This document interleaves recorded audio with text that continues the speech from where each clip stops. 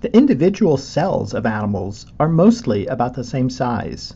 One of your muscle cells is about the same size as an elephant's, a mouse's, or a worm's.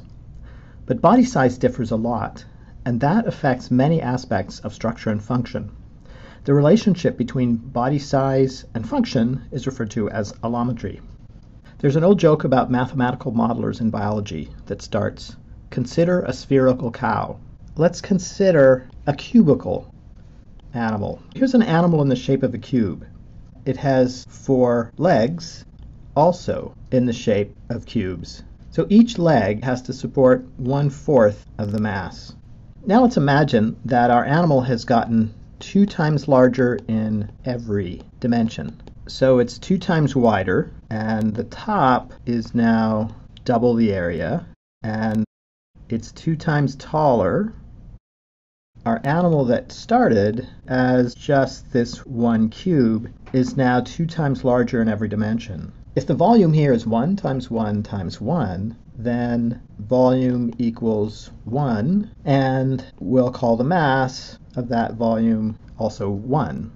We've made it twice as large in every dimension, so now the volume includes 1, 2, 3, 4, 5, 6, 7, and one hidden 8th square. This one, this one, this one, this one, this one, this one, and the one here and below it. So the volume now equals 8, and mass equals 8.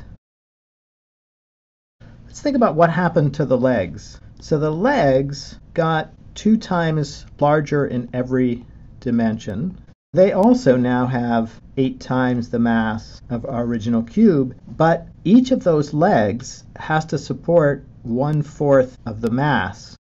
And even though they're 8 times more mass, these are stacked. And so the 4 top ones all need to support 1/4 of the mass.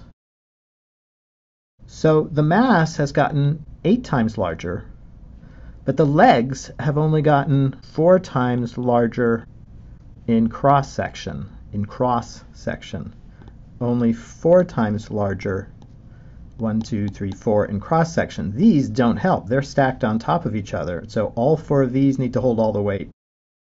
By making our animal twice as large in every dimension, we've increased the volume by a factor of 8, from 1 to 8.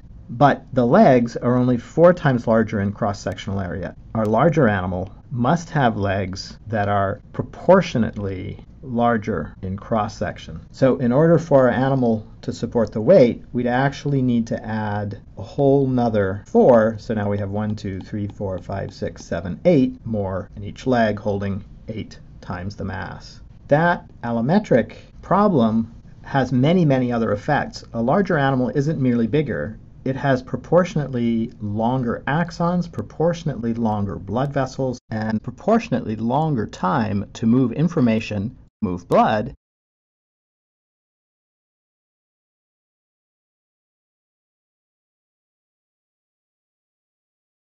and to get any muscle to move the animal. Large animals do everything more slowly.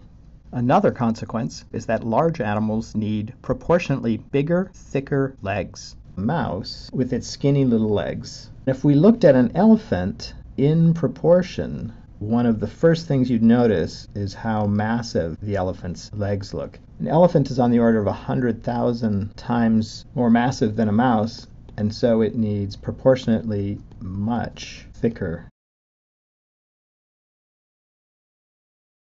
The largest dinosaurs have a cross-sectional area of the legs that is approaching maximum possible on land, because at some point the mass gets so large that the calcium phosphate crystals in bone and the protein glue holding it together can't hold it.